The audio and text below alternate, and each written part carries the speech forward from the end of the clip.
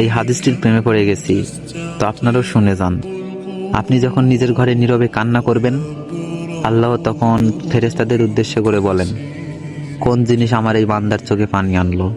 ফেরেশতাগণ বলেন, আপনার বান্দা সুখে নেই, আপনার বান্দা অনেকদিন হাসেনি। এই বলে ফেরেশতাগণ কান্না করতে থাকেন এবং আল্লাহকে বলেন, হে আমার রব, আপনি তো জানেন আপনার এই বান্দার হৃদয়ে কি রয়েছে, অতএব আপনি তার জন্য সবকিছু সহজ করে দিন। আল্লাহ বলেন, আমার এই বান্দা এমন কিছু জীবন থেকে হারিয়ে ফেলেছে যে সে অধিক ভালোবেসেছিল। অতএব আল্লাহ বলেন, আমি শপথ করছি, আমার বান্দা যা তার জীবন থেকে হারিয়েছে তার চেয়ে উত্তম জিনিস আমি তাকে এনে দিব, যা দেখে দুনিয়া ও আখিরাতে সবাই বিস্মিত হবে।